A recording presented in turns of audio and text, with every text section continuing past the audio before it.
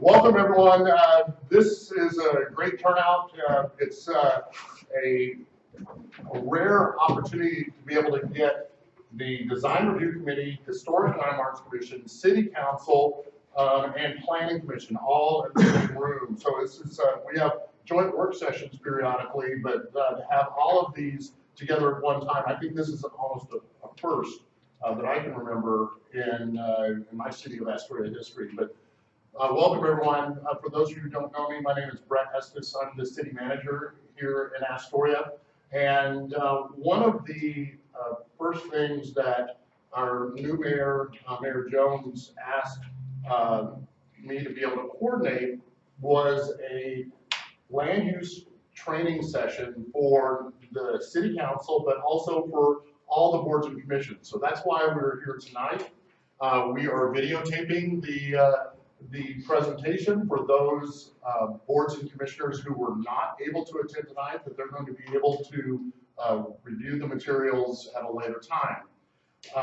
This presentation tonight is going to be somewhat similar to maybe one that members of the Planning Commission saw in the latter part of November, with some differences and some nuances, and that we have our city attorney, Blair Henningsgaard, here to be able to help chime in on some legal issues. I'm going to turn this over now to Lisa Phipps, and Lisa is the Department of Land Conservation and Development representative for our area, and the DLCD, as it's referred to, is the statewide urban planning agency, and there's a lot of coordination between City of Astoria staff and Lisa and her organization on urban planning activities. If there are any changes to codes, if there are needed clarification on maybe some interpretations, Lisa is our go-to person. And I'll let Lisa maybe introduce herself a little bit more in terms of who she is in more depth and how long you've been on the job. Okay. Well, Brett just gave my whole presentation, so you guys know. So Lisa Phipps, North Coast Regional Rep. I have been on the job now for almost exactly 7 months. And I came to this position, what I always call the family circus route. If you ever remember that cartoon, the little kids would go out to play, come home, straight home. That's how I got here. I actually grew up in a very urban area, Flint, Michigan. Moved out west in '91 after I graduated from Michigan State. Worked for the Idaho Department of Fish and Game for about 5 years, blew out my knee, decided that was maybe not the career path I was going to end up going down. So then I went back to graduate school, got a master's in environmental law from Vermont Law School. And as I was walking out the door in Vermont, I said, I'll see y'all on the Oregon coast. Then I moved back to Idaho. And actually, 7 months later, I had a job on the Oregon coast. I was brought in to be the Coastal Resource Planner for the Tillamook County Department of Community Development. It was my first planning job, like ever. Like planning, conditional uses, what? And so had a huge learning curve, which I mastered quickly because I had moved out here by myself. I didn't know anybody, so I could really jump into the job and make it my own.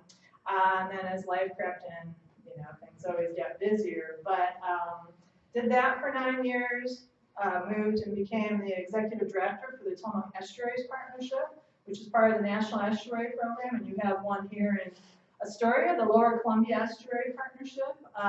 And so these two national estuary programs kind of carry the voice for the estuaries of the state of Oregon to the national level through the National Estuary Program. And that was a wonderful position. But when this job opened up just recently, well, actually a year ago, November, I decided that I needed to take the opportunity when it presented itself. So I applied, they very kindly offered me the job, and then elected to wait for 7 months before I could start.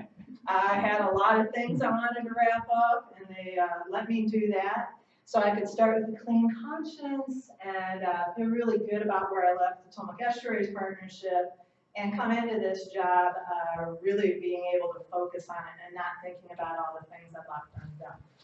So, in the midst of all that, I was mayor of Rockaway Beach for 6 years. I was also the municipal judge for 8. I sit on a number of nonprofit boards, and so I think I have pretty good empathy for the different perspectives that folks are bringing to the table right now. And as we go through tonight, please stop me, because right now I feel like I'm lecturing to everybody. I want this to be conversational. Feel free to, don't even have to raise your hand unless like there are thousands of people trying to talk at the same time. Just shoot it out. I'm happy to just stop and answer your questions. The first part is just going to be a sort of a brief run through of the department, how land use started, so sort of the history of it here in Oregon. And then the roles and responsibilities of the state versus the roles and responsibilities of local governments. Some of the things that I can do for you as your North Coast rep. And then moving into the Goal 1 discussion, which is actually why we're all here tonight, because you're all taking advantage of Goal 1 and being the public participating in the process. And you've chosen to do it by becoming members of these committees and devoting your personal time and energy and volunteering your efforts to help make Astoria as great as it can be. And that's really the underpinnings of land use, and that's why Goal 1 is Goal 1. And then we're going to move into this kind of fairness discussion, and we're going to talk about conflict of interest, ex parte contact, and bias. And that's where you'll hear me say, if he lets me answer the question, here's my response. But as always, you'll want to consult with your city attorney to make sure that the process and the path that you're going down is the one that's best for your city. So some of you have heard this before, so I apologize. But hopefully something new will come up, and we definitely have a lot more voices in the room, so I think conversations might be a little different too. So I'm going to see if I can do 2 things at the same time. Well, actually, I'm going to do 3. I'm going to talk to you. I'm going to run the PowerPoint so I can actually see it. And then I'm going to try and change this at the same time. So a little bit of, and we'll see if that works. Let's see.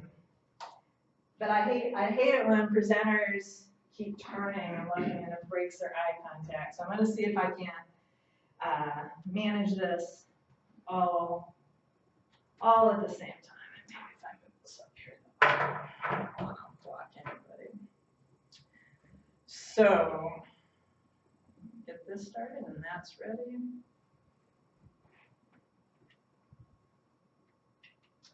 So just a little bit of the history. So 1919, cities started zoning on private land. 1947, that extended to the county properties. And then in 1963, we actually established a farm zone here in the state of Oregon.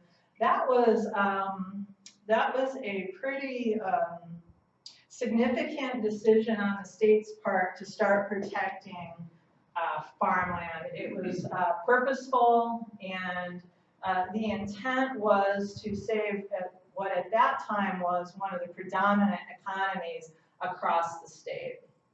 It still is in many parts. And then some of the history, which you probably already know. Senate Bill 100, which created the Land Conservation and Development Commission, which was charged with creating and adopting statewide planning goals. The first 14, which are your traditional land use goals, which also include farm and forest, were adopted in 1975. And then Goal 15 was adopted, which was the Willamette Greenway, and which happily doesn't apply to any of us here. And then the coastal resource goals were adopted in 76, and those are your beaches and dunes, estuary, shoreland overlay, and territorial sea. And then all of the cities, all of the cities and counties acknowledged their plans between 1976 and 86. And you all adopted yours in 1979, and it was acknowledged by the state at that time. In 77, the Oregon Coastal Management Program, of which my job sits at, was created, and the whole purpose of this program was to work in partnership with coastal communities and other stakeholders. That includes our federal and state partners, to ensure that Oregon's coastal and ocean resources are managed, conserved, and developed consistent with statewide planning goals. This is really important because through this program, NOAA and the Coastal Zone Management Act provide funds back to the state. It's called Section 306.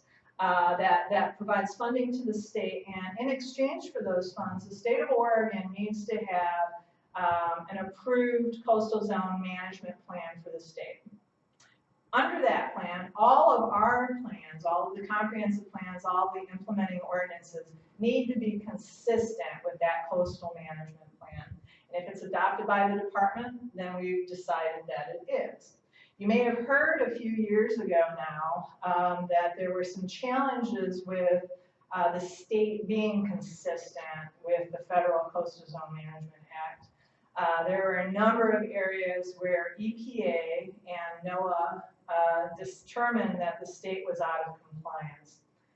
The bulk of them revolved around forestry issues and most notably setbacks, so buffer zones where timber could be harvested. And so there were some serious reductions made. It affected the Department of Environmental Quality because they implement the non-point source pollution program for the state. And that funding was cut, so a lot of your nonprofits, watershed councils in particular, were limited in getting funding to help mitigate the very issue that they were upset about. So I say all this because it can have consequences if we are out of compliance. So every lens that we look through when it applies to particularly goals 16 through 19, we're paying very close attention to those activities to make sure that we are aligning with the federal program. So this is just a little chart about how it all works. So we have our statewide planning goals, which feeds into our Oregon administrative rules. Then that drops down into your comprehensive plans, your local ordinances, and then ultimately the local decisions. And the interesting thing about this is it makes it look top down. But at the heart of land use in Oregon, it really does kind of come from the bottom up. It is very grassroots in a lot of ways. And the fact that you have to comply with statewide planning goals doesn't really alter that. It just gives you a framework and structure that you're making your decisions and you're developing your comp plan amendments and your local ordinances with those lenses. So state responsibilities are, I'll just bring them all up. I surely did not mean to keep that there. I did this last time too. So at the state level, we set the goals and rules. The OAR is the Oregon Administrative Rules, the Oregon Revised Statutes. We acknowledge your comp plans. We enforce the goals. So that's the lens that we review your comprehensive plan amendments by. That's how we look at all of your legislative actions. We administer periodic review, which I do not believe Astoria is subject to anymore. But that doesn't mean that you don't want to revisit your plans and make sure that they're relevant and in line with where your city is going, because I'm certain that how you feel about Astoria today is not the same as how folks felt about it in 1979. A lot of the demographics have changed, a lot of the needs have changed, and so you want to make sure that your plan and your ordinances are valuable to where you want to see your vision now. And we also provide technical assistance, so some of that comes through me. When we have them, we have dollars that can go into communities, and then a lot of technical support. So we have experts in all areas of the goals available to you when you have questions. And a lot of that can come through me, and I can be that point of contact, although I've never dissuaded your city manager from directly contacting someone at the LCD. Chances are pretty good they're going to loop me in anyway, so that I can be there and help you with whatever information they give you. I think the other piece that we can provide is that through technical support, that idea of information transfer. So we hold several meetings over the course of the year where we bring everybody together in the North Coast to sit down and have a planners meeting. We do that in the spring usually, and then in the fall we'll have a coast-wide meeting, which usually takes place down in Florence. So it's hard for folks on either end of the state to get down there, especially when dollars are tight.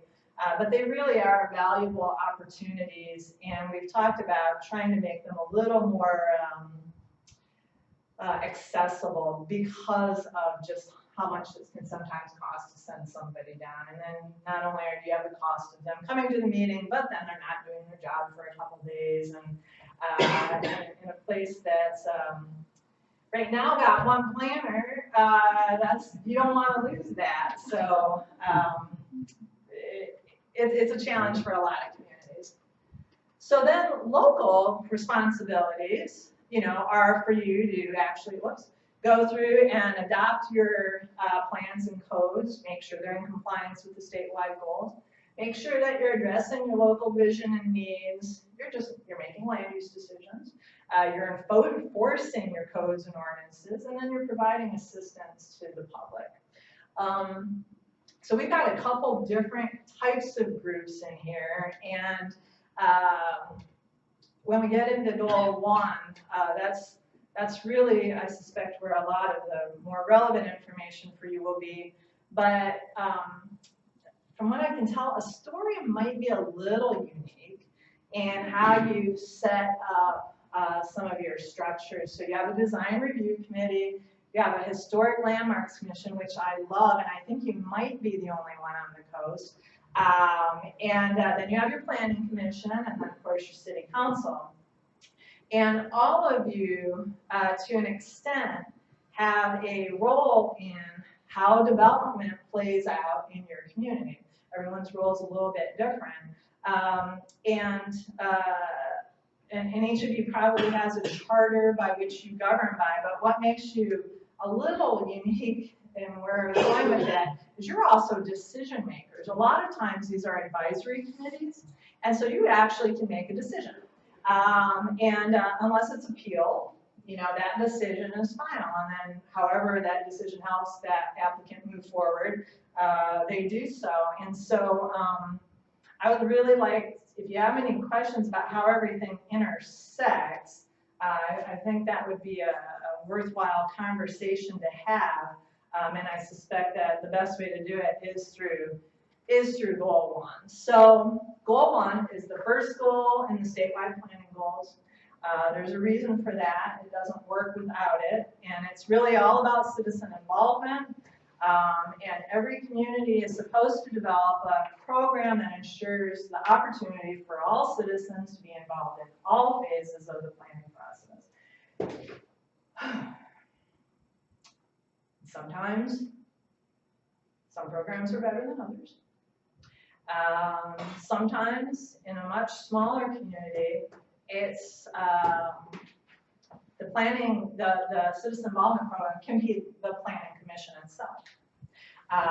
In these larger communities, you start to see larger and more diverse groups of people, and so it's also an opportunity to create committees like your Historic Landmark Commission, like your Design Review Team, and I'm sure there are several other advisory committees which have nothing to do with land use that help the city council in their decision-making processes. A lot of times it can be an ad hoc committee, a group of folks just brought together to deal with a specific issue, and then like yours where there are these long-standing opportunities for citizen involvement. And so when I was with the county, which is a little different animal from the cities, you do not see design review teams, committees, and county planning as a rule. When I was with the county, we had a number of unincorporated communities, much like you have here in Clatsop County. And there was a lot of discussion about feeling disenfranchised and disconnected from the planning process. And so we went into those communities and created citizen advisory committees. And of the 7 that I helped put out, 6 are still active and 5 are pretty robust. But they are advisory. Again, unlike yourselves, they offer recommendations for them, the Planning Commission and or the Board of Commissioners. But they're heavily invested, like yourselves. They're volunteering their time. They show up every month to their meetings. They have multiple issues that they're dealing with. And, but they get to focus, like a city, on their specific community. Now, occasionally the commissioners will bring them together to talk about broader issues, or the Planning Commission will ask them as a whole to look at these larger planning issues that will be affecting the county, the broader legislative actions versus, a regular application for a conditional use. So it's important. It is not always pretty. Public process is messy by its very nature, but it is so important, and the role that you all play is so critical. The more voices there are, the more perspectives that can be heard, the better the decisions that come out of the final decision-making body are. I used to give trainings to just local citizens on how to give testimony at a planning commission hearing, because we were getting a lot of, I hate it. Well, I can appreciate that, but we have criteria that we need to go by, and I hate it is emotionally compelling, but not factually driven. So this is how I'd like you to start that up. I hate it because criteria X is not met, and this is why. And so teaching people how to be effective in giving their testimony is almost as important as the testimony itself. I think when someone's able to give you a response, some input in a planning commission or one of your committees or commission meetings or the city council, it forces the decision maker to have to acknowledge that that was said, and then they have to answer it. Now, it doesn't mean they have to agree with you, and it doesn't mean that ultimately they're going to come to the same conclusion as you did, but it does mean that when they're going through their findings, that they need to explain why they may have come up with a different interpretation than you did. And the only way that can happen is if the issue is brought up. And so public process is just so crucial to having successful land use programs. And I'll be the first to tell you, I went to some meetings and I'd see the room packed and I'd walk in and I'd get up in the front of the room and I'd be, and I'd give my staff report and I'd would answer any questions that the planning commission or the board might have had, ready for the deluge of comments that were going to come once I was done. But I never failed to walk out energized at the end by those meetings because the decision was so much better than it could have been had they not been there. So I know there's always this kind of gut reaction, especially when the room's packed, and especially when it's not a happy room. Because seldom do you have happy rooms turn out. Nobody just comes to go, yay, good job, teams. No. That's not usually how it goes. You're going to have 40 people who are going, what's wrong with you? And 2 people going, good job, team. And so the other piece of this is that it's not the numbers in the room, it's the ability of the testimony to address the criteria. So maybe, you know, some value is when you're having these kind of larger discussions that it is an opportunity to help train your community to be effective. And so the chair, you know, can take that opportunity in a planning commission or the mayor in a city council meeting to provide some guidelines. A lot of times you'll see sort of oh my gosh, ground rules posted in a room, you know, that they're asking the public to adhere to. You know, it can, some of them are, you know, be polite. It never hurts to remind people that as emotional as you are, it's also just your neighbors and your friends and your family sitting up here. So be polite, be respectful of the different comments that may come in the room, address the criteria. If you're going to be repetitive, that's not always helpful.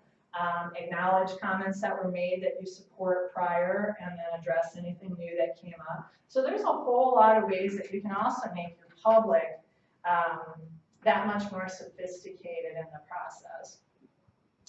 Another thing that is coming, and it should be on everybody's mind, is diversity, equity, and inclusion.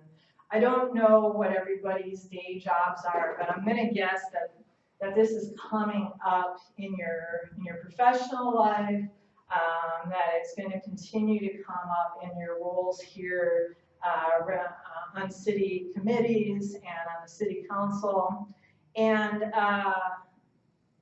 the department is definitely beginning to look at the statewide planning goals through this lens too. And a lot of it revolves around social justice and environmental justice. And I was just in a meeting yesterday where the city of Portland had commissioned a report on seismic retrofitting of buildings and asked them to go through the whole city and identify those buildings that needed to be retrofitted and then prioritize them. And the report was released. There was a lot of concern. I mean, there were a lot of buildings, but the biggest concern was that no building in communities that were serving underserved populations were identified. No structures in any of the communities that are currently underserved in Portland. And you can imagine, that was brought up. The report was quickly withdrawn. And there was a lot of discussion about how did that happen. I mean, whole sections of the city had been blocked out. And so right now, diversity, equity, and inclusion is foremost in their mind as they try to work their way through this process. So that this can be as simple as inclusion, making sure that meetings are at a time that most everybody can come. You're never going to find a meeting time where everybody can do it. Having commission meetings at a time where you're generally going to get the most opportunity for a public presence. It can be as simple as that, and it can be as complicated as sitting back and looking at your different committees and commissions and councils. Those are a little bit different because folks vote them in. But your committees and commissions and making sure that you're actually representing your community. What the challenge is you can't make people participate.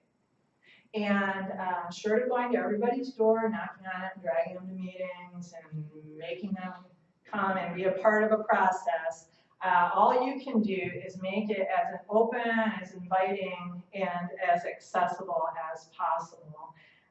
But this is definitely going to be a lens that you're going to see applied more and more to decisions being made at the state level, and I have no doubt at your local level too. So just really quick, I knew that was going to happen. Being a little impatient, I apologize. I skipped ahead like 6 slides.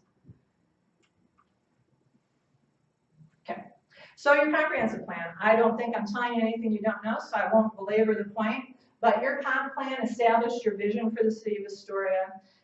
It is your guiding document.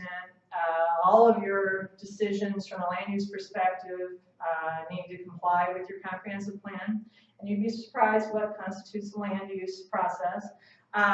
It guides all of the development in your community, how you're going to conserve your natural resources, economic development. Land use really does touch just about every part of a community that you can think of. So when it was done, and as you do amendments, it's based on facts. You're establishing goals and policies, and that's very often a very public process. Then usually followed up with some implementing measures, ordinance changes, or new ordinances that are created, and then mapping, which used to be done with a ruler and an eyeball, and now it's so sophisticated on GIS. And so mapping has definitely improved over the years, especially when we're talking about hazards, which there are a few of in Astoria, and makes the ability for planners to make better decisions, especially in those more sensitive areas.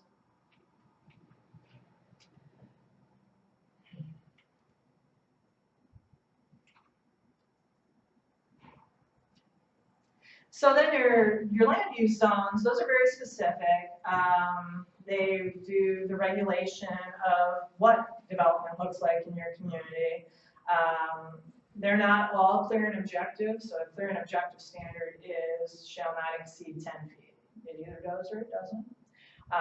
And you don't really need commissions for that, right? It's these subjective ones where shall not impact the ability of a neighbor to enjoy the view of, and that becomes very subjective. That's why there's planning commissions. That's why there's historic landmark commissions and design review committees to interpret those more subjective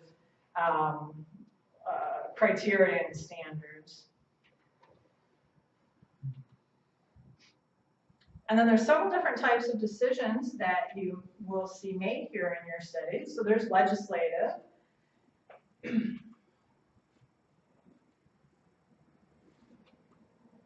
Okay. So that takes place at the, those are generally recommendations in the case of land use. Those are going to be recommendations from the Planning Commission to your city council here in Astoria. Generally, it's any changes in your policies or any changes in the laws. Generally applies to a larger geographic area. There are some exceptions. Zone changes can be fairly small and can be at a very specific application, but it is still a legislative action. Versus quasi-judicial land use decisions, which are generally your planning commission applications for a conditional use or a variance, where the planning commission in the land use case would be the decision maker. So that would apply to the Historic Landmarks Commission and the design review team, that those would be considered quasi-judicial. Although this says an opportunity, so the opportunity for a hearing is required, but it's not mandatory. Whereas in a legislative decision, there needs to be a hearing, and there's generally two opportunities for the public to weigh in.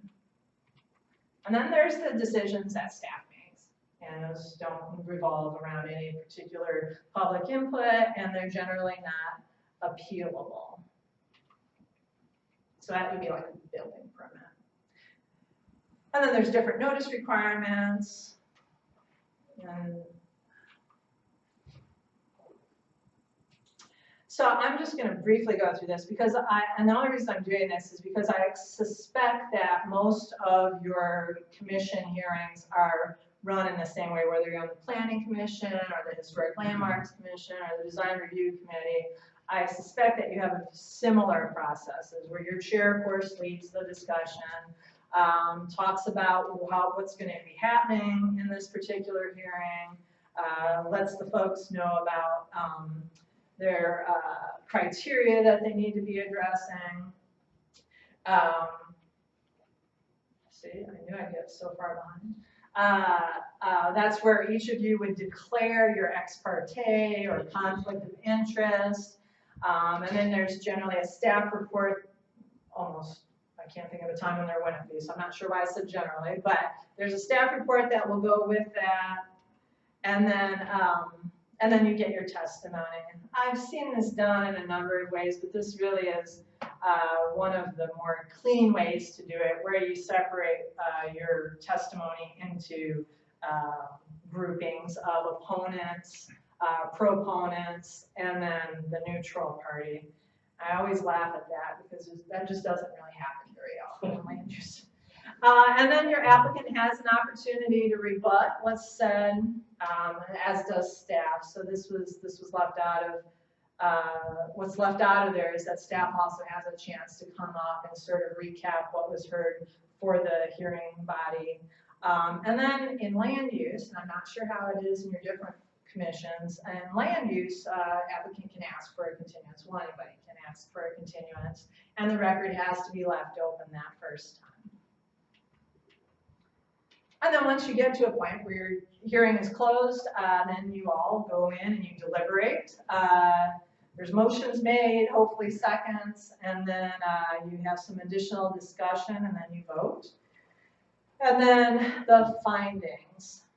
So I'm just going to real quick, the difference between that and a legislative hearing, so one that would come in front of the city council for them to be the final decision makers, is everybody has the opportunity to participate. They don't really separate out folks into different categories. They can, there's really not a lot of value in that. And in a legislative process, there's really no particular issues around ex parte, although it never hurts to mention it. But conflict of interest is a theme that runs through all of these different types of hearings.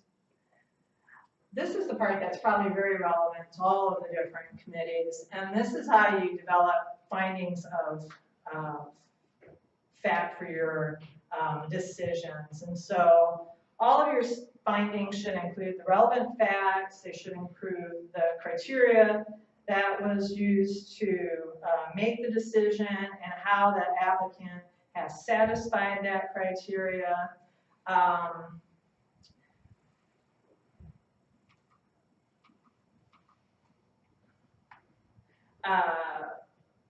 You often will talk about the evidence that was brought in because that all becomes part of the record, and you're also going to be using that evidence as support in your development of your findings.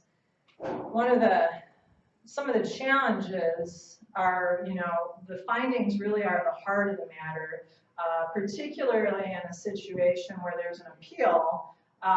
You should treat all of your decisions as though someone is going to appeal them. We have a tendency in the clear-cut cases to maybe not be as strong in our findings, but that really doesn't help the applicant or the process, because a lot of times application can set a precedent. And so you really want to make sure that what you're doing is very solid when you're creating your findings. One of the most important pieces, I think, of this is that you're going to quite often hear conflicting testimony, which hopefully has evidence to support it. And so when you have this contrary testimony, this is what I was talking about earlier, the hearings body needs to address that and explain why they went in one direction or the other.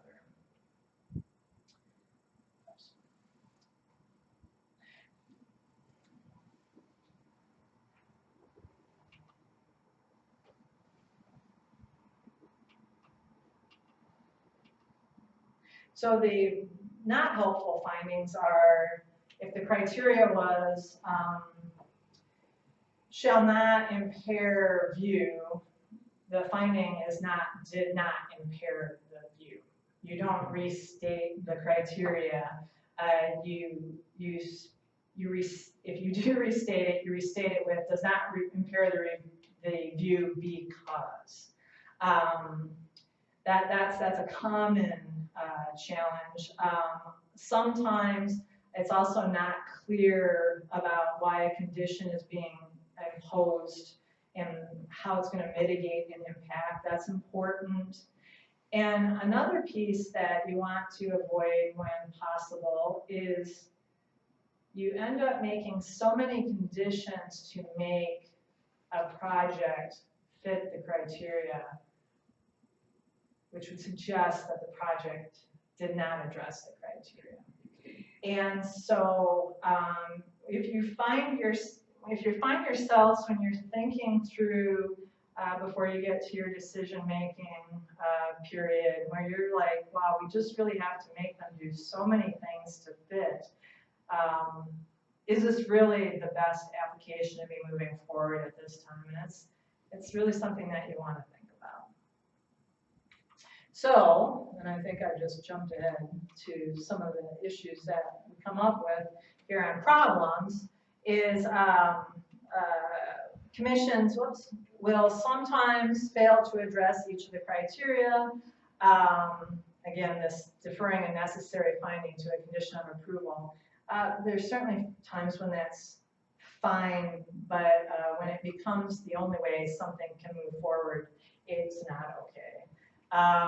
Generalizations aren't really very helpful, and if you can't explain how you came up with a finding, it's probably not a good finding. So now I look to your city attorney with a smile on my face to talk about ex parte contact. So in the case of, and I'm going to assume this applies to all of you, this only applies in your quasi-judicial decisions. So for the Planning Commission, that would be, a conditional use review or some application for design review. Each member has to expressly state that ex parte contact at the beginning of the hearing. If you go to the site, which I would encourage you all to do, but you have to declare that you went to the site because you have information potentially that other members sitting with you don't have. Talking to your staff is not ex parte contact. They are your staff and that's their job. It doesn't mean that you can't be part of the process, but it definitely means that you have to declare it. Conflict of interest is a little less clear for folks. I myself, even after all these years, get a little turned around on it sometimes. Not on actual conflicts. An actual conflict of interest is when you or your family member, for example, are going to have a direct fiduciary benefit or impact as a result of a decision. The potential conflict of interest is where folks get a little turned around because we confuse it with perceived conflict of interest, which is more of a social thing. So a potential conflict of interest is that you could benefit from a decision, or your family member could benefit from a decision, and there's a number of conflict of interest that fall outside of that, and we'll go into that. But it's the perceived conflict of interest, so you're friends with the applicant. Okay.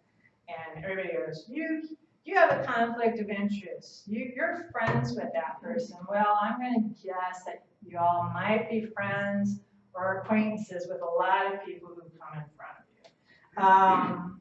That is not a conflict of interest from a legal perspective in terms of these hearings.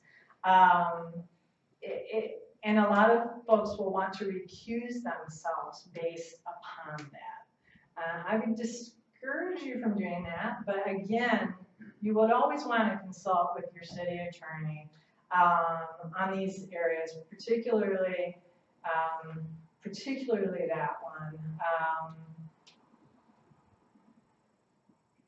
Because a lot of people will use it as an excuse to not have to make a decision.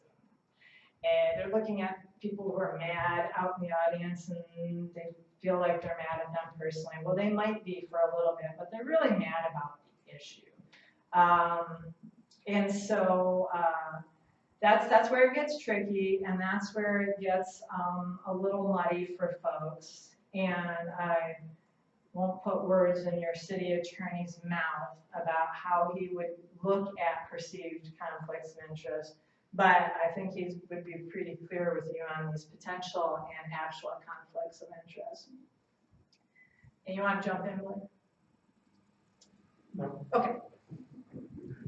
So So more of a perceived bias as opposed to. So I would say, sure, I would say that that's, at the end of the day, that's what people are talking about, is that you're biased towards something. And we will get to that really quick.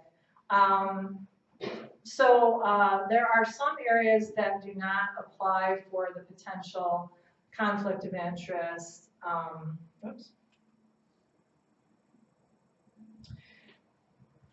Sorry, I'm doing exactly what I said I didn't want to do. Let's see. What's a good example of this? So the first one, the last one's very obvious.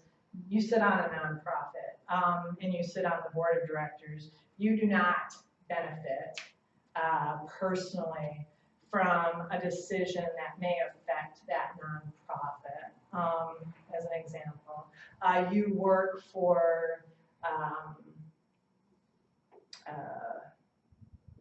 Pacific Seafood, and they have an application in to do a conditional use on your waterfront. That does not affect you. You might chime in on that, and it probably depends on the situation, so I always caveat that. But just because you work for them doesn't necessarily mean that it's something that you're going to benefit from. Or you work in the retail industry for Joe's thrift store, and Jan's thrift store is coming in. Just because you work in retail or in thrift stores doesn't mean somehow that you have a conflict of interest. And everybody, that's where we get into that perceived piece. It Yep. seems like being an employee of an applicant. Yeah, so I think I screwed up. Incredible pressure. Okay. What I meant to say was, and I got turned around myself, see, I told you this is not always easy. Where I got turned around is I was trying to be the more general industry.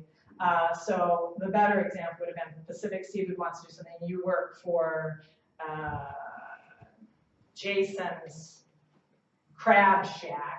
You can still make a decision on that, even though you work in a fisheries related industry. Thank you for calling. So there's ways to address it. You simply state it. Particularly in the potential conflict of interest, that's really all that you have to do. In the actual, you actually would refrain yourself from participating. You wouldn't participate in the discussion, the debate, or the vote. There's always that caveat, unless the vote's needed for a quorum, and that is definitely a time when your city attorney would want to make a decision, as would the rest of the commission or committee that's going to have to make the decision. If it's a matter of having to wait for someone else to be able to be present, sometimes that's the very best thing to do. Where generally there's that urgency is if you're coming up against one of the mandated timelines. And so then there's some big decisions to make at that point. Bias is more of this perceived conflict of interest where people think that you might have a prejudice or are predisposed to an opinion absent the application because you simply cannot be objective on the particular issue. That doesn't require you to recuse yourself. You might be called out on it in public testimony. I think that there's not harm. I've certainly sat in planning commission meetings where the a planning commissioner would say, you know, I am friends with John Q, and I feel that I can make an unbiased decision. I'm going to base my opinion on the facts and on the criteria and whether or not this application has met it.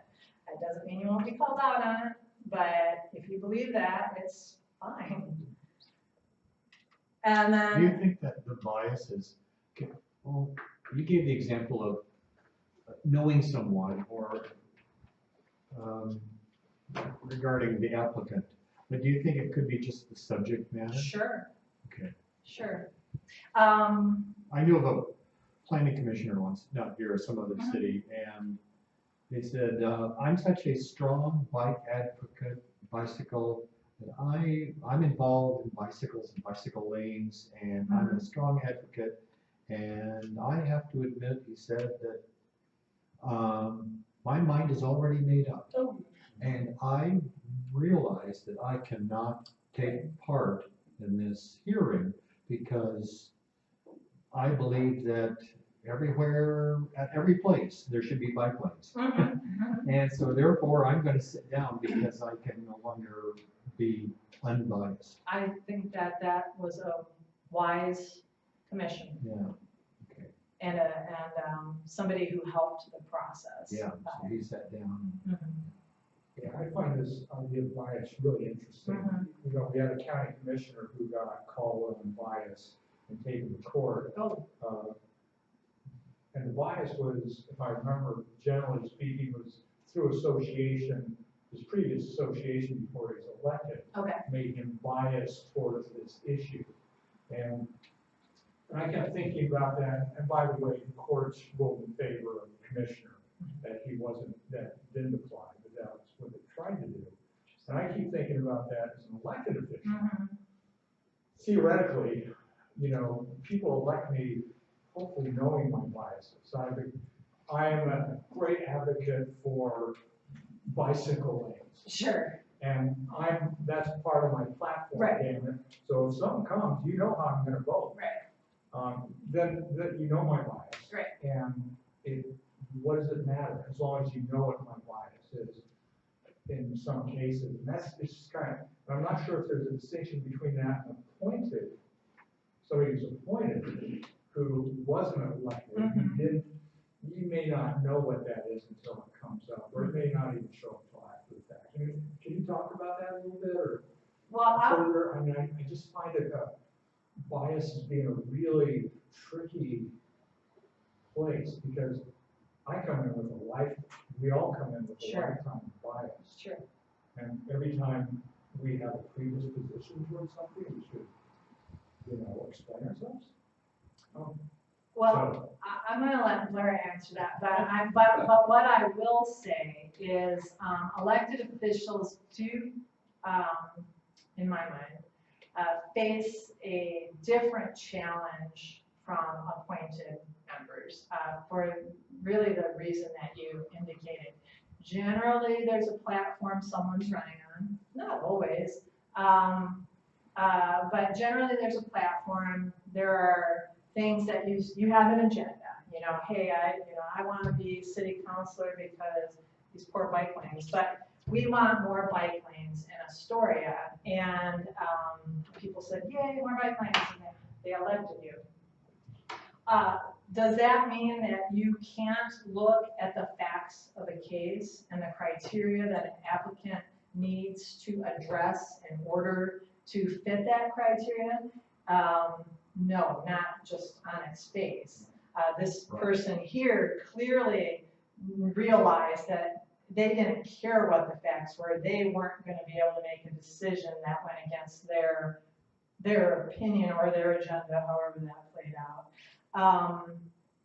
I'm going to guess that in the case of this commissioner, and I don't know what the issue is that you're talking about, but I'm going to guess that it was something similar where they stated a fairly strong opinion in whether past life or in order to be elected, but when presented with the actual case, that they were able to make findings that supported their decision based upon the criteria. You're absolutely right. We all have our own life lens that we look at everything through, but the criteria are there to help guide how we apply that lens.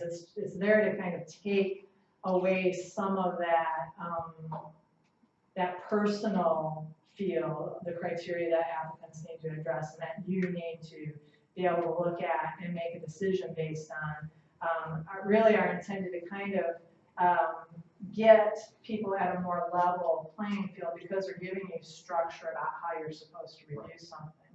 But yeah, I think elected officials have a much different challenge with it.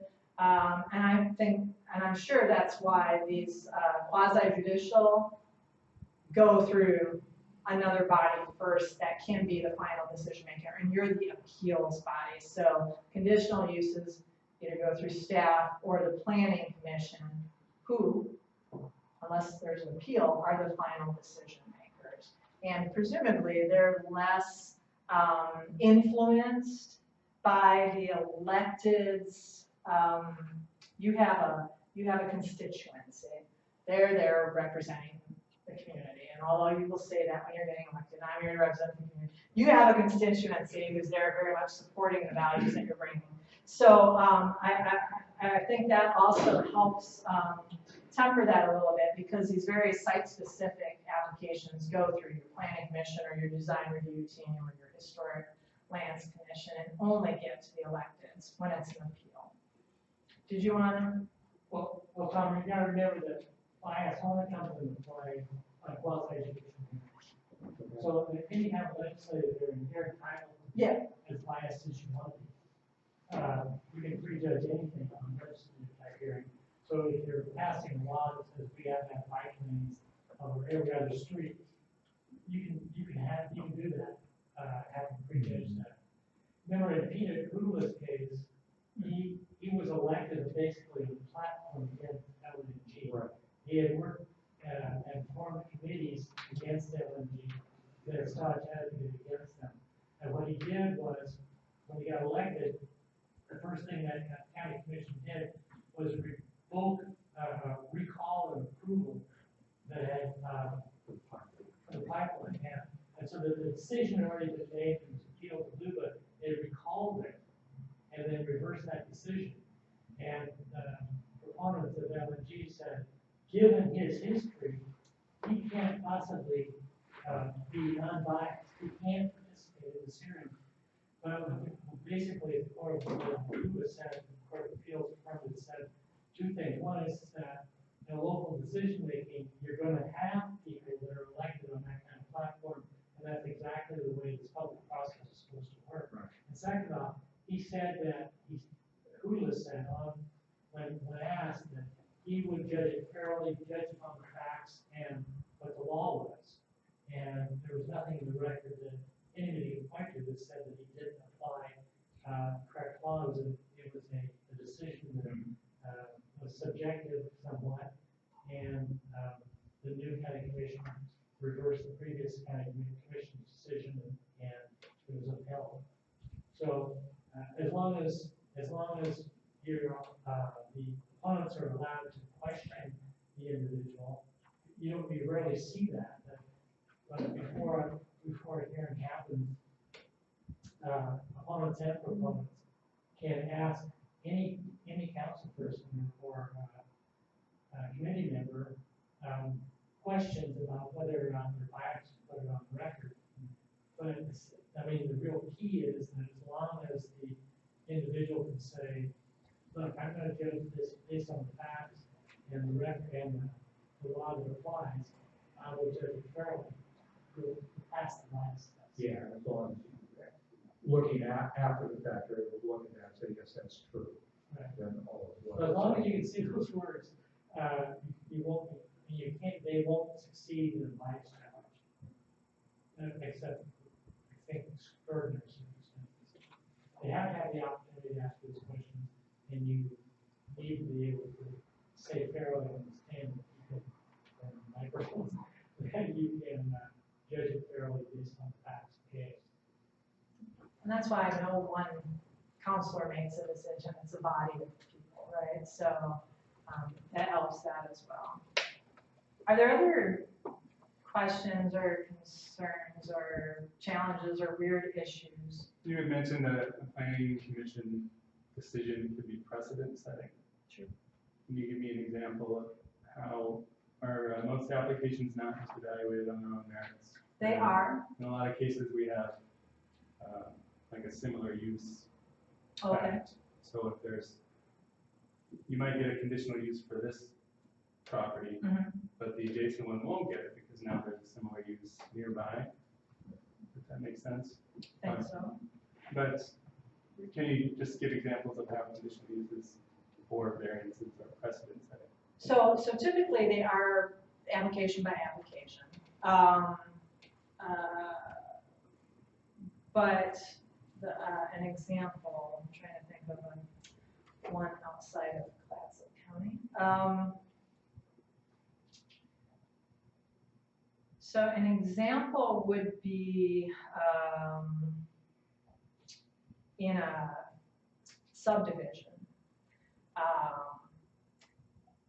When it was plotted out, there were homes that were allowed to be built closer to the ocean than what the county's ordinances would have suggested, because the neighboring properties had been allowed to be closer to the ocean side, to the ocean.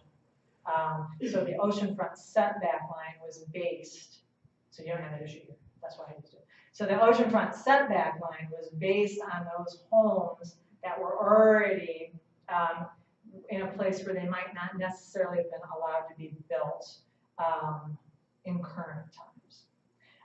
They were built before, say, 1977. And so they were sort of what we did. We wanted to be as close to water as possible. So that's where they were. Well, this new subdivision came in, and it was lots more information. We better understood dunal erosion, the whole 9 yards. But they pointed to, this is how you set your oceanfront setback line, and here are these two homes. And so, as a consequence, the only thing that would have stopped that is if they'd actually been going into a hazard, an identified hazard area. They were just outside of it, but the way we would set it up now would be they would have been feet and feet back, and now they were right up to the line because of that. So that would be an example.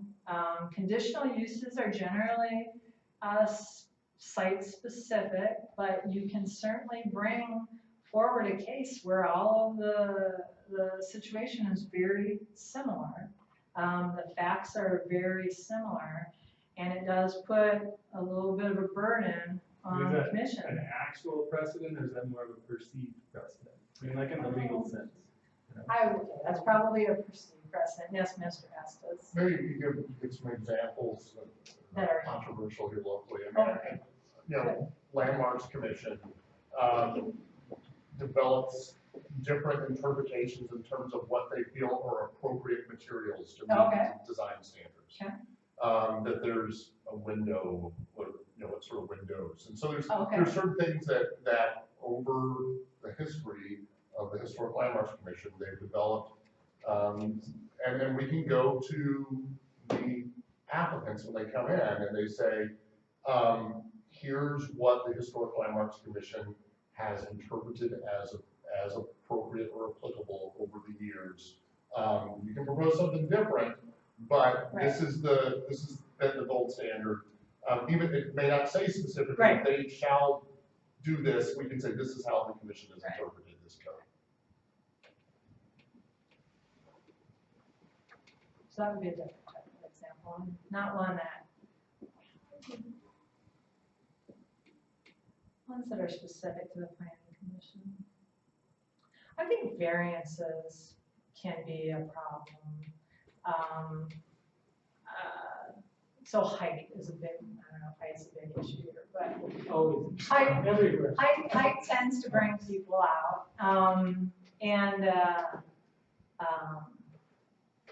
I think planning commissions really need to be very thoughtful when they're issuing variances. Well, one, because you just want it to be thoughtful in general.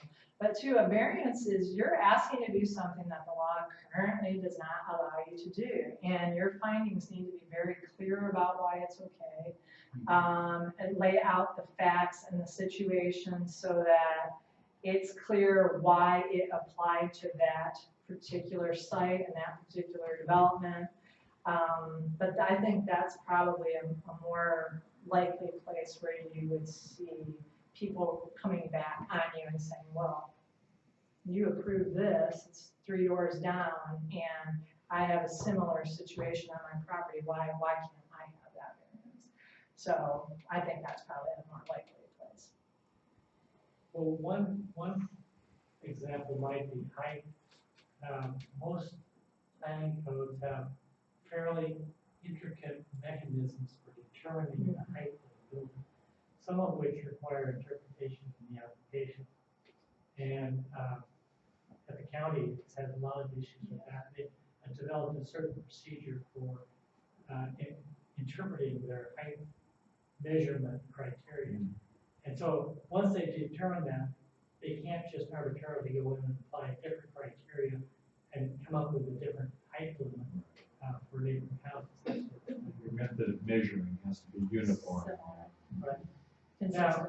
Now, as far as precedent setting, I mean, that doesn't mean that a city council or even a planning commission can re-examine language of a code and come up with a different interpretation.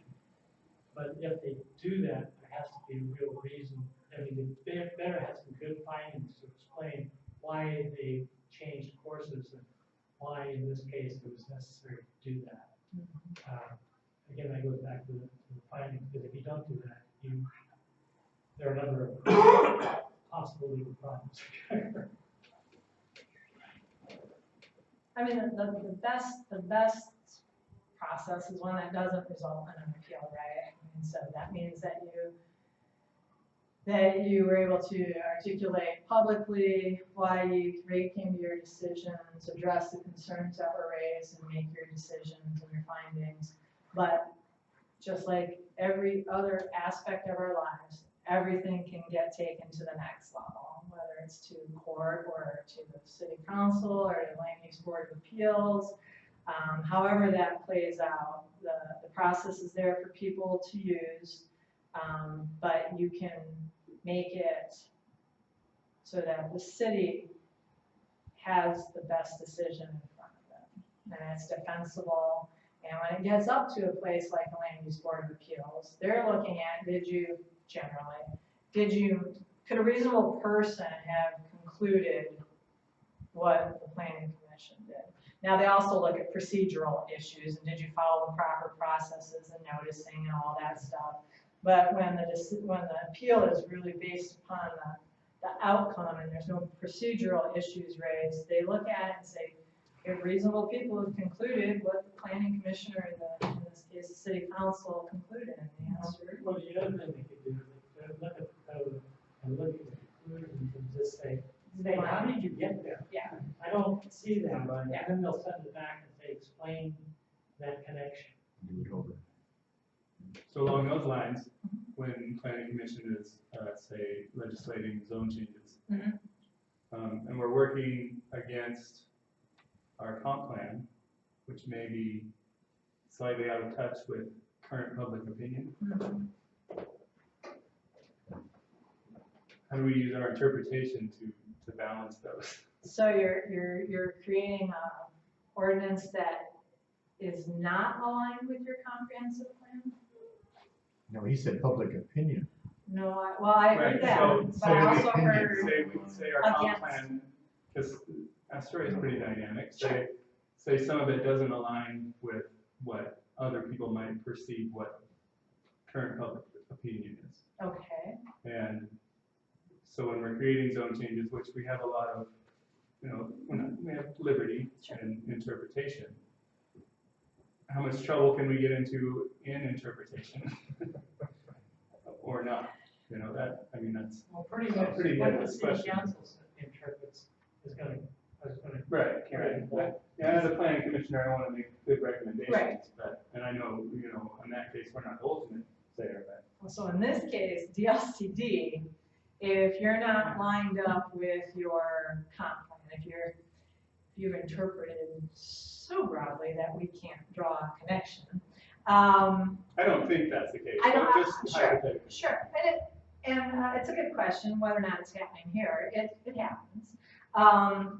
To use the ordinance as the mechanism for change versus going through and opening up the comprehensive plan, which comes with its own challenges. But your ordinances implement your comprehensive plan, so they need to be consistent with one another. Does that mean that they need to be consistent with one another? Yeah, what Lisa was suggesting was that, I mean, we've always talked about blue bills as another kind of challenge that can happen on land use decisions, and that is reviewed by TLCT. And the county was close to having this happen about 15 years ago, that they had a very, I guess you call it conservative or anti-land use board that said, you can do anything you want. And so every permit was granted regardless of what was going on. And became very close to being challenged at state level and the agency level. On the other side, that comes in the court level, not blue level at the LCD. And there have been several counties that have had problems in that regard. Yeah. I don't think Astoria hasn't been very close to that problem yet. Yeah, I don't think so. So ways to get around that are to make sure that your DLCD person's in the loop and part of the conversations, especially if you feel like you might be going in a little different direction. We are all working on that together, and does it make sense, and we bring in some different folks to see if we can do the straight face test, because that's really what it comes down to. So I'll give you an issue in Warrenton. So are there any members of the press here? Okay, so I'll give you an issue in Warrenton. Am I really? And We're just broadcasting live to Warrenton as well. they had an issue come in on their waterfront, and shorelands have a high level of protection over them. And communities with shorelands have to have inventories that identify that you have enough water-dependent use, land set aside for water-dependent uses and that type of thing. Because once you develop, generally, then it's no longer available for an industrial use, for example. And so within that zone, they allow accessory uses, non-water-dependent uses. And that's fairly broad. It just needs to be tied to the water-dependent use, and there needs to be a direct link back to it. If you can draw that, it's generally all right. There's an application, and it wasn't pushed forward by the city, it was pushed forward by an applicant who wanted to take a pretty broad brush about what a non-water dependent use was. And so it wasn't directly tied to a water dependent use, although it was benefiting the water dependent use. It was on different property. I mean, everything about it was very uncomfortable. And we weighed in right up front. And working with the applicant and the city, the language narrowed down dramatically to the point where that situation could occur in so few circumstances, one, but also the links that they were able to draw, because we had those conversations, the links that they were able to make went back to the intent of that zone, went back to the intent of the shorelands overlay, and we were able to help them move a project forward that at first blush really had no chance of making it through. But it's now in its processes, and I don't know how it's going to turn out. But from the state's perspective, because we were able to get in there early, redirect the conversation, align it with the goals, they were able to come up with a much better product. But I have been part of and have seen land use processes where the state stepped in and said nope. Where they took them to LCDC, and the city or the county would then be in a much different position of leverage. When the department takes it to that level where they actually appeal a decision to the Land Conservation and Development Commission, you have probably well stepped outside of any bounds. The whole intent from our perspective is to help you stay within the boundaries and still get to your outcome. The way you get there may look different, but help you get to what it is that your community needs. Doesn't always work, but that's the goal. Can you talk a little bit about process for a city to amend its comprehensive plan and development code? Sure. So, depending on what it is, some are more editorial. You're fixing typos. You're going through and just cleaning up language, which is an amendment, and it needs to go through a process. And then there are those other pieces where you're actually opening up a goal in your comprehensive plan and saying, does this still fit what our community wants? So there's a notice process that happens. You notice the state 35 days in advance of your first hearing, at which point the state starts to review your materials. We'll start to weigh in if there's a need. From a practical perspective, so that's our role, and that's pretty prescriptive. What generally happens is, depending on what it is you're opening up, the council may elect to have a ad hoc advisory committee of different public members that might be affected, say, by the change. Weigh in, have several public meetings for the whole community. And they generally can be in workshops so that you're just getting people using the same language, being on the same page. They don't have to agree, but at least everyone has the same facts. And then you initiate your staff report, and then that initiates our process. Once you notice us, from our end, we don't have a timeline on you. So if you keep extending a process, that's that jurisdiction's right. We just need to know when you make a decision.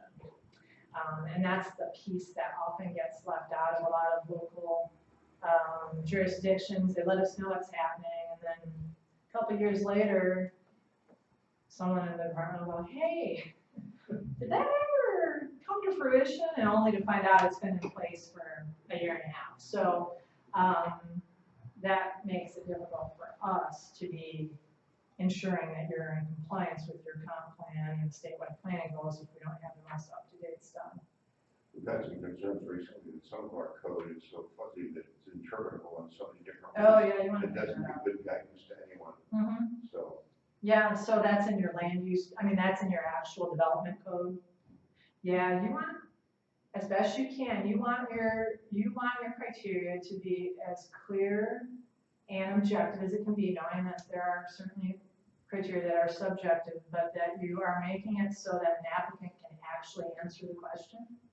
You know, where there's some certainty that if they can get to the answer to that question, then they've satisfied it. When it's so broad and so fuzzy, the applicant's just kind of out there hoping that they're moving in a direction that the decision maker would be comfortable with, and it's very hard on the decision maker. You don't have any sideboards. You're really kind of operating at that point on how you feel about it, not necessarily what the supporting law is. Well, it's my understanding that under the umbrella of quasi-judicial decisions, I believe ORS states that there are land use decisions, and then there's limited land use decisions. And so it's kind of my understanding that under limited land use decisions, which are such things as design review and a couple of other examples, I believe also historic, a lot of historic landmarks type decisions. and also subdivisions Mhm. and any land divisions are into that category too. That those are that's where there's the expectation that the development code standards are the clearest, most objective standards of all. Mhm. And so that's for limited land use. And then if you have just a land use decision, which is such things, I guess the best example is conditional use permits. Sure. And a couple of others that are similar, Mhm. that somehow it's kind of okay if they are a little less objective, and somehow it's more acceptable that they are more subjective. Now, is that right? I kind of have this hierarchy in my mind, I guess, of how it's supposed to be. But do you agree with that, or?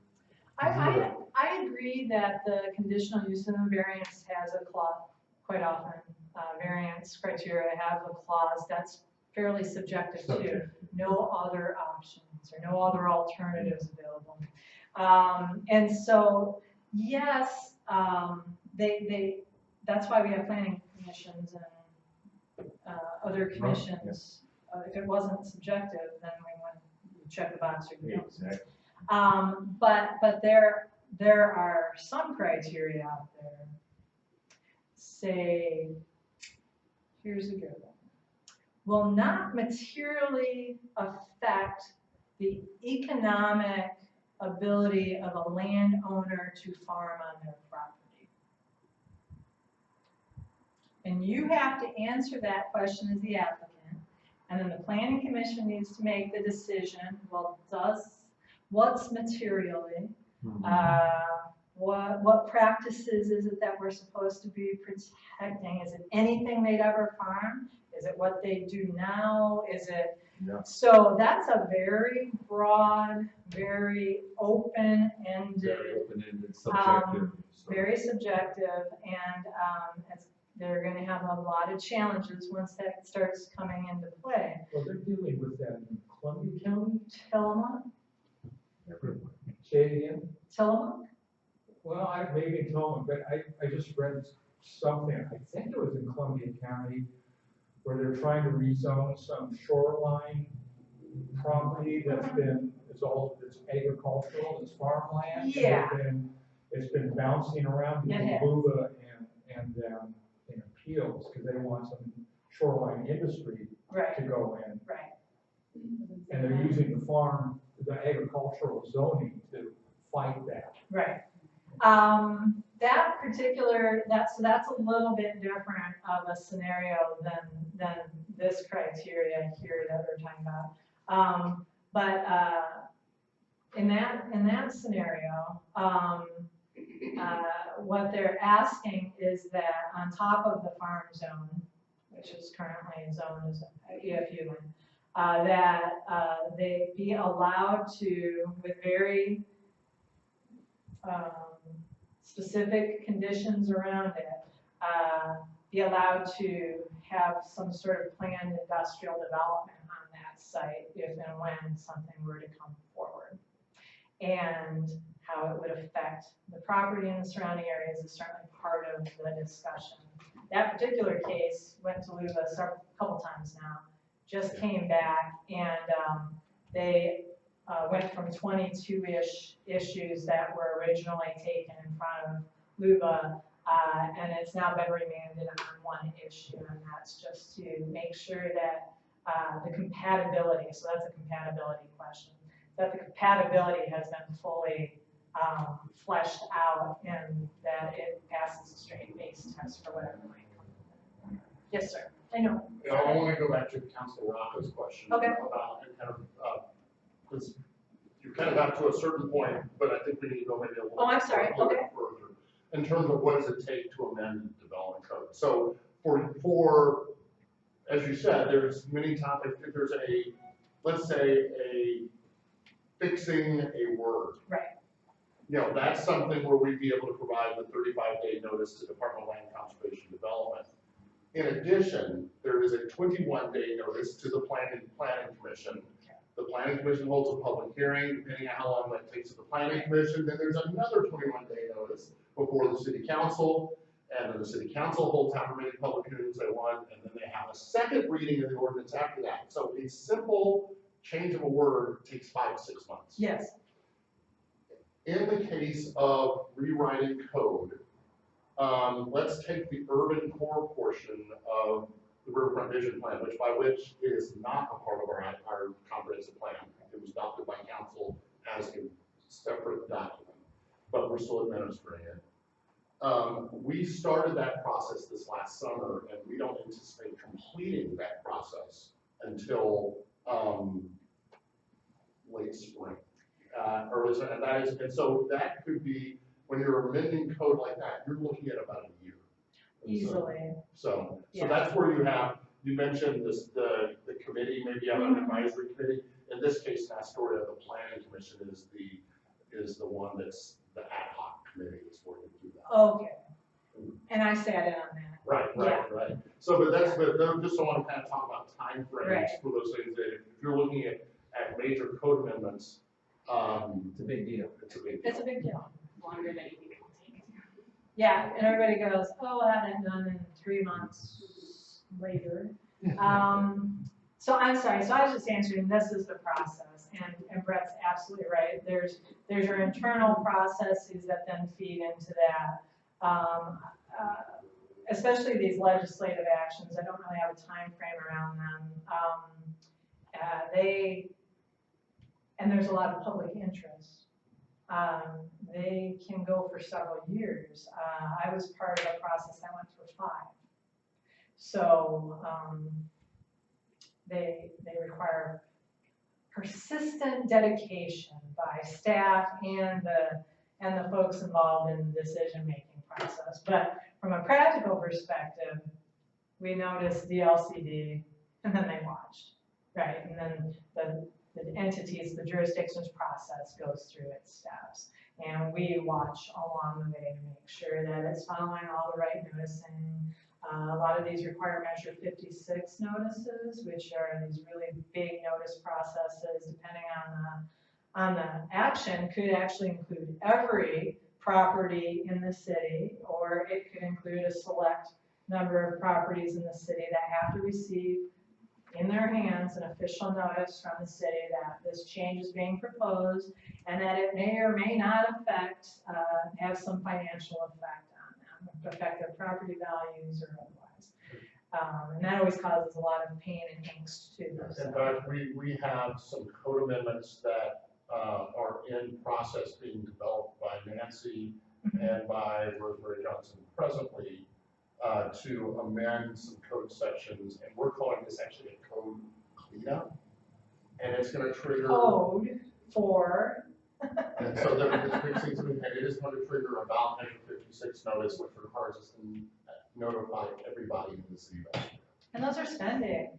They're very expensive ventures. No, this is separate. This is code cleanups. This is separate from Riverfront Vision Plan. This is cleanup of code amendments, and also to implement the city council's goal of adopting a homestay lodging ordinance. That is going to trigger the ballot Measure 56 requirements to notify everyone. And as always, you want to keep your representative in the loop when that process starts, so that they can be your advocate as you go through it at the state level. I just I'll put that out there, folks. So are there any other questions? Okay. Well, I hope this was kind of helpful. It's a process, and it's every day you're going to learn something new. Inevitably, you're going to have something come in front of you you've never had come in front of you before. And the more you work together as teams, the better off the process is going to be. And working with your staff and giving them questions in advance is always very helpful. And just making sure that you're communicating with one another within your meetings. not outside of them, that you're communicating within your meetings about what it is you're seeing in front of you. And you know, the piece that we didn't talk about, so it comes in front of you, you make a decision, it gets appealed, which I don't know how often it happens down here, up here, but it definitely is not an uncommon thing. And it goes, in this case, I think it comes from any of the different bodies, and it would be appealed to your city council. And if I understand correctly, they do a de novo hearing, which is they open it up to additional, they look at it as though it's the first time. So they do have the record that was created, but then they allow for additional public input. The applicant may or may not provide some additional information, and it can result in a different opinion. It can result in a different conclusion, and that's just part of the process. And it's, I know that I sat through a number of situations where the county, when it got up to the commissioners, this 5-year process I was talking about went in front of the planning commission. After 5 years, they recommended moving it forward to the commissioners. So you have this ad hoc committee, you have the planning commission all moving this forward, and it got to the county commissioners, and it ended up not going through. And it can feel really frustrating as a member of the public, that's for sure. I felt so bad for those folks after 5 years of their life being pushed into this process. But that's part of the process, and there are no guarantees until it's done. And they worked through that, and many of them continued to participate in public processes that were associated with land use, because at the end of the day, they recognized that they are not the final decision makers. It had to work its way through the process. And you're not always going to be happy with what the outcome is, but quite often you will be. So we're all on the same team. You know, we all want what's best for the city. So how we get there may not always be what everyone agrees on, but hopefully at the end of the day, you can agree that the city's moving forward in the best way that it can. So you all have very hard jobs. I am always so impressed and admiring of people who are willing to give up hours and hours and hours of their days to participate in these public processes, and you need to be commended, and I applaud you. It makes my job interesting, it makes my job easier, it makes my job fulfilling to see so many people engaged in what's happening in their community. So I just appreciate everything that you all do. And your staff is great, and your city attorney makes me laugh, so that means he's a good guy, and he is spot on, and so you've got good people around you, so keep doing the good work that you're doing. Thank you so much. If you have any questions. So there are some handouts up there. There was the Goal 1 citizen involvement, the actual OAR. There was a list of agencies that have land use authorities as well, because we always think it's just us. Public records and FAQ for public records and public meetings. You are all subject to these, so this is not a bad thing to have. And then there's an Oregon Planning Commissioner handbook, and while it is specific to the Planning Commission, I believe that a lot of it is still relevant to the other commissions that deal with development in the city. So if those are of any help to you, they're over there.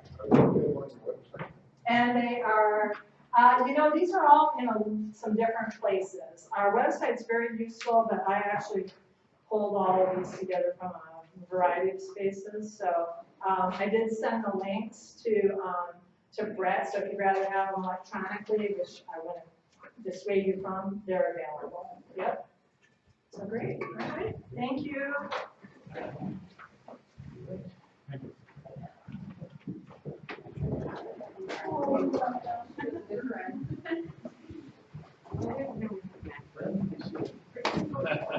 And you had good enough gracious to be more on it.